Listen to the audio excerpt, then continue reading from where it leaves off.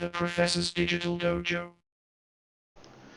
Okay, so I had a student contact me about an issue with a Bifrost graph Aero solver that they were using and that their render would quit after 11 or 12 frames. And the reason for this is simulating and rendering are very computationally intense things, and generally we don't want to do them at the same time. So I am going to set up a very simple Aero Bifrost graph and show you how to solve this problem. So we're going to create the graph here. I'll just create everything in here. So I want to create I'll create a toroid mesh. Let's create mesh torus. Whoops, passed it. And I want a mesh torus. There we go. All right, so this will be our emitter object. And next I'm just going to create a basic, I don't know why I'm thinking simple, nothing simple about it, a basic Aero graph. And like I said, I'm not doing anything fancy here, just to show how we can create and work with simulations and also render them at the same time without frying our systems. Now the Aero graph is a compound graph, so we're going to right click on it and say explode. Boom, and it explodes it out, and let's set this up. Now, I will create one influencer. Let's create let's create a vorticity influence just to give our smoke a little bit of movement. All right, so here we go. Mesh torus gets plugged into source air geometry, and the vorticity influence gets plugged into the simulator influences. Now, like I said, I'm not going to change a whole lot of stuff in here. Let's put our Aero volume out to output here. And I'm going to shrink this graph down just so we can kind of see what's going on here in the scene. And rewind. And remember to right click on your timeline down here and make sure that playback speed is set to play every frame free. We have to do that anytime we are running a simulation. Maya has to calculate one frame at a time. So if I hit play, you'll see that we are getting, well, there we go, our Aero smoke. Now I'm going to go and give this source air a little bit more density and things like that. So buoyancy is good. I think let's increase, let's do this here under solver settings. Under my solver settings here, under my source air settings here, I'm going to go to geo detail size. Let's go to 0.01, and let's go to fluid detail size 0.01. That's going to create a lot more sort of detail in here. As you can see, we'll start to play it out. And I'm also going to create a little bit more density. So let's push the fog density up to maybe 15, just so we can really see. And the other thing we're going to do is, I think here under Aero Solver settings, let's change our style from smooth to fluffy. And then under simulate Aero, it should be good. Collider, source air. I'm just kind of double checking everything. There's something else I want to do. Fog density mode. I'm going to change that from rate to max. That way we get our maximum density from the start, as you can see here. And so now I'm simulating that. It has some vorticity. It has all those goodies that I want going on in here. And here's the thing. I'm running a very robust system. However, I would not want to try to run this simulation and try to render this simulation at the same time. That is just asking for trouble. And that is why most people's renders are failing after just a few frames. Literally, they're running out of RAM on their system.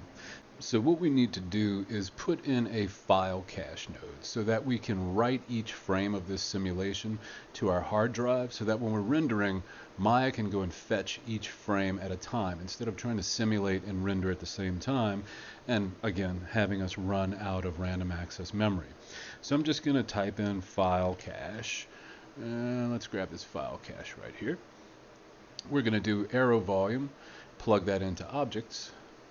And then we're going to plug out objects into if you try to plug it into Aero volume, it's going to turn red and freak out because our information flow has just changed. So just kind of pull that out. I want you to go from out objects to this plus sign.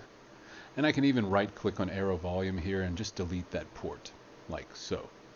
Now, this is my file cache node, so that means my simulation is going to go into this file cache node, and I need to set the mode to write. So now it's set to write mode. The other thing I need to do is I need to go and find a place to put it. So I'm going to go here. But before I do that, I'm just going to kind of grab those hashtags and that .bob, and I'm going to Control C to copy it. Just easier that way. And hit this little folder icon, and I'm going to go find a drive that's got some real estate on it, some space, because we will be generating a good bit of data here.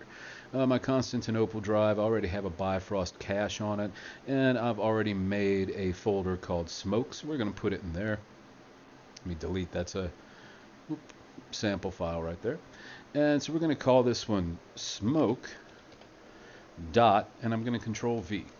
I need these hashtags right here to create the numeric frame buffer so that it knows to write one frame at a time. So I'll hit save. I'll also set my active frame range just from 1 to like 100 here. I don't want to try to cache more than I need to. So if I'm only caching frames 1 through 200 or something like that, I want to kind of check that and put that in here. I'll even set my timeline down here to exactly the amount of frames I'll be simulating. Again, I don't want more than I need. If it's 300, it's 300. If it's 400, it's 400, so on and so forth. And now, if we hit play, let's rewind here, and let's double check. So again, measure twice and cut once. I want to right click on my playback speed and make sure that play every frame free is ticked.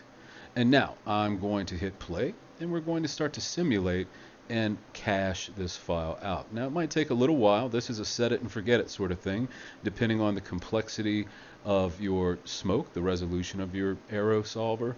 All that stuff is going to affect how quickly it writes. So I'm just going to pause and come back when it's done. Alright, the cache of the simulation's done. And what that means, I'll pull up my file browser so you can see exactly what we're looking at. So if we go back to our drive here and go to our Bifrost cache, our smoke folder, you'll see that we have one file per frame for 100 frames. Now you'll see these files start to get pretty big. In fact, this folder for just 100 frames, which is roughly 4 seconds-ish, is about 15.1 gigabytes. Now, I set my simulation to be pretty detailed.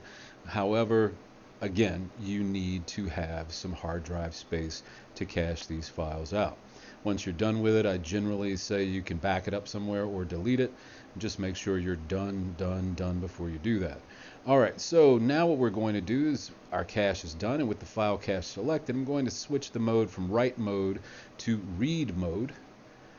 And in read mode, depending on which frame I click on, you'll see that I don't have to run the simulation anymore. That simulation is stored per frame. So I can scrub my simulation like so. And now when I go to render this, Maya will not be trying to render and run the simulation at the same time, which, unless you have an extremely robust system, is just far too computationally intensive. So that's it, and caching works for any type of simulation we're trying to do. We generally want to cache those simulations out and not run them in real time while we're trying to render. Hopefully this is helpful for those of you who are working with this part of the Bifrost graph editor. Again, if you have any issues or questions, leave them in the comments. Otherwise, remember to like and subscribe. I guess it helps out the channel. Have a good one. Bye.